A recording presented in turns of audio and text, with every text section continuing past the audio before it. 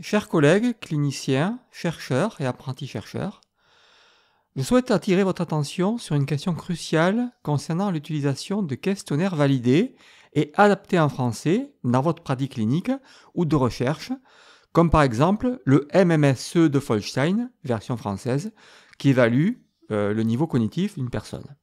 Alors récemment, lors de la révision d'un de nos articles de recherche, qui a été soumis à publication dans une revue internationale, j'ai découvert que l'utilisation de l'échelle MMSE, y compris ses versions traduites, notamment en français, nécessitait une autorisation préalable et le paiement de droits d'utilisation auprès de la société qui s'appelle PAR Inc., l'organisme gestionnaire des droits d'auteur. Alors, qu'est-ce que le MMSE et qui détient le droit d'auteur et d'utilisation? Alors, l'échelle MMSE, qui a été développée par Folstein en 1975, donc c'est une vieille échelle qui date des années 70, a été validée en version française par le groupe Greco. Elle est couramment utilisée en France pour évaluer les fonctions cognitives des patients. Cependant, la très grande majorité des professionnels, sinon la totalité, ignorent que son utilisation nécessite des démarches spécifiques de respect des droits d'auteur et d'utilisation. Depuis mars 2001, en effet, PAR Inc. détient les droits de propriété intellectuelle relatifs au MMSE dans tous les médias et dans toutes les langues à travers le monde, donc y compris les traductions. Alors cela signifie que toute utilisation de l'échelle, y compris ses versions traduites, est soumise à une autorisation préalable et au paiement de droits d'utilisation auprès de PAR Inc.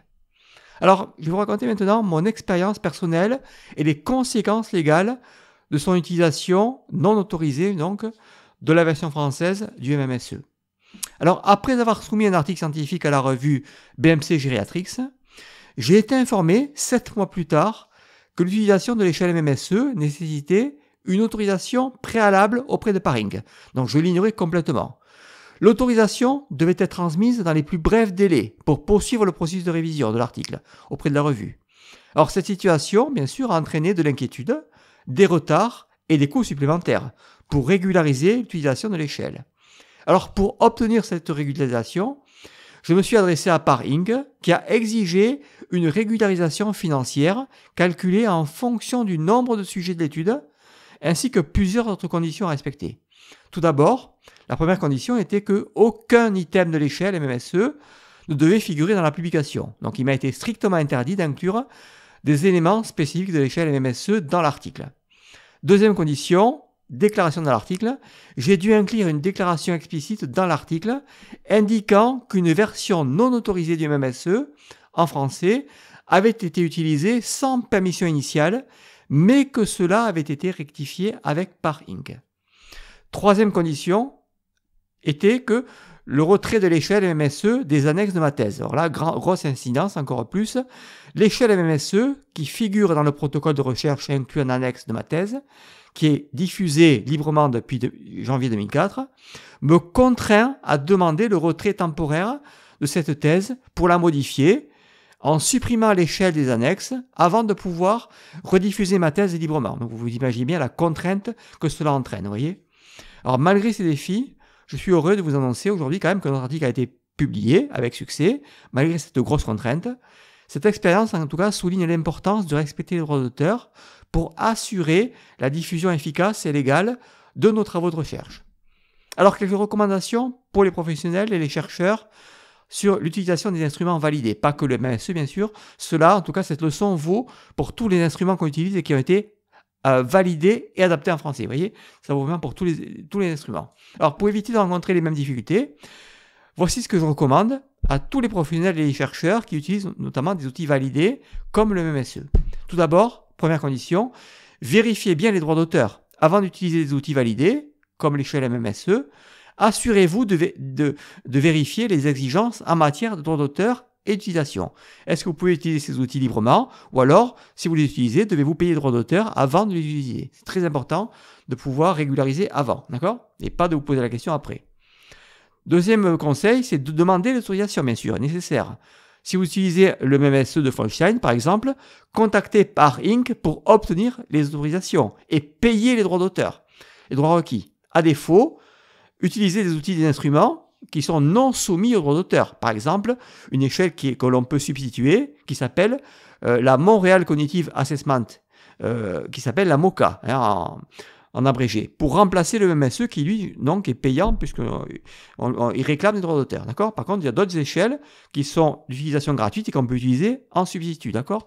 Mais il faut qu'elles correspondent, bien sûr, à ce que vous voulez mesurer. C'est toujours ce problème de... Il faut que ça mesure ce que l'on veut bien mesurer, d'accord? Cette question de la validité des outils, des instruments. Troisième conseil, bien sûr, je vous invite à partager et à sensibiliser les personnes concernées et vos organisations.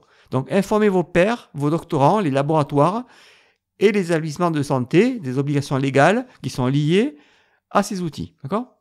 Alors, qu'est-ce que ça implique dans le futur sur les pratiques cliniques et les recherches ? Alors, cette situation, finalement, pourrait avoir des implications profondes quand même sur les pratiques cliniques et de recherche, notamment en gérontologie en France. Premièrement, la conformité légale et éthique. Alors, il faut savoir que l'ignorance des droits d'auteur peut entraîner des conséquences légales et éthiques graves, vous l'avez vu, non seulement pour les chercheurs, mais aussi pour les cliniciens et les établissements de santé qui utilisent notamment ces outils sans autorisation. Alors, à ce jour, bien que PAR Inc. n'ait pas encore lancé de revendications actives concernant les droits d'auteur en France, il est quand même essentiel que les institutions et les professionnels prennent conscience de ces enjeux pour éviter les litiges potentiels à l'avenir. On n'est pas à l'abri justement que PAR Inc. réclame ses droits d'utilisation en France, notamment, je pense, bien sûr, auprès des EHPAD, par exemple, qui utilisent librement cet outil-là alors qu'il est soumis au droit d'auteur depuis 2001. Et on n'est pas au courant en France et en francophonie. Alors, deuxième implication future, c'est l'impact sur la recherche, bien sûr. Si de nombreux chercheurs continuent d'utiliser des outils sans en vérifier le droit d'auteur, cela pourrait compromettre la publication de résultats de recherche importants. Les chercheurs doivent donc être formés et informés dès le début de leur projet sur les exigences légales liées aux instruments qu'ils souhaitent utiliser. Troisième implication, bien sûr, c'est sur la révision des pratiques dans les institutions. Il faut savoir que cette situation souligne la nécessité pour les cliniciens, les structures hospitalières, les EHPAD, autres établissements de santé, de revoir leurs pratiques d'acquisition et d'utilisation des outils, notamment d'évaluation cognitive. Mais ça vaut pour tous les instruments qui sont utilisés. Alors, des politiques claires doivent être mises en œuvre pour s'assurer que les droits d'utilisation des outils soient respectés. Quatrième recommandation, en tout cas, quatrième implication future, encouragement à la transparence. Les revues académiques à comité de lecture, dont certaines commencent à publier les commentaires des reviewers dans les versions en ligne des articles. Il faut savoir que dans son dernier article, les commentaires des reviewers ont été publiés. Vous voyez, ceux qui ont révisé notre article, ceux qui l'ont relu, ils nous ont fait un feedback, eh bien ces commentaires ont été publiés en ligne dans la version publique en ligne de la revue BMC Geriatrics. Vous voyez, avant, les commentaires n'étaient pas publiés. Maintenant, ils le sont, en tout cas dans les grandes revues. Donc ça aussi, c'est une question de transparence, vous voyez. Donc ceci pourrait finalement renforcer les critères de soumission en exigeant d'emblée des preuves d'autorisation pour les outils validés qui sont utilisés dans les recherches. Alors cela pourrait également encourager une plus grande transparence et une responsabilité dans la recherche scientifique. Alors cinquième implication, il s'agit là, bien sûr, vous l'avez compris, pour moi aussi, d'une opportunité de sensibiliser le grand public et les chercheurs et les professionnels. Alors, cette situation offre une opportunité précieuse de sensibiliser la communauté scientifique et clinique aux enjeux de la propriété intellectuelle. Alors, il pourrait être bénéfique, bien sûr, de développer des ressources éducatives, par exemple, et des formations spécifiques sur ce sujet pour les professionnels de la gérontologie, mais plus globalement pour tous les étudiants et les doctorants, par exemple, en proposant des formations qui sont proposées dans les catalogues, notamment sur Adoom, qui pourraient justement intéresser les doctorants pour respecter le droit d'auteur, d'accord ? Pour ne pas se retrouver après bloqués dans leur projet de publication et la pratique clinique. Voilà en tout cas ce que j'avais à vous dire. Alors peut-être, alors que nous réfléchissons bien sûr sur ces enjeux-là, vous, je ne sais pas si vous avez été confronté déjà à des défis similaires ou si vous posez des questions sur les droits d'utilisation, sur les outils que vous utilisez dans vos recherches ou votre pratique clinique. Voilà, n'hésitez pas à réagir en tout cas par rapport à ça. Questionnez-vous. Voilà, je vous invite à partager cet audio, en tout cas ce podcast. N'hésitez pas à me dire ce que vous en pensez en commentaire, suivant là où vous êtes. Et en tout cas, voilà, c'est un des enjeux importants, je pense, auxquels il faut réfléchir, qui ont des implications, vous voyez, à la fois pratiques et cliniques, dans le monde de la recherche et également dans la pratique clinique. Tout ça, ce sont des enjeux qui sont extrêmement importants et qu'il ne faut pas négliger. Voilà, j'espère que ça vous aura été utile. Je vous retrouve très bientôt. Merci beaucoup de votre écoute. Je vous dis à très bientôt. Voilà, c'est terminé pour aujourd'hui. Je vous invite à liker la vidéo si vous l'avez appréciée et à vous abonner à cette chaîne en cliquant sur le bouton s'abonner. Je vous dis à très bientôt pour une nouvelle vidéo. Merci.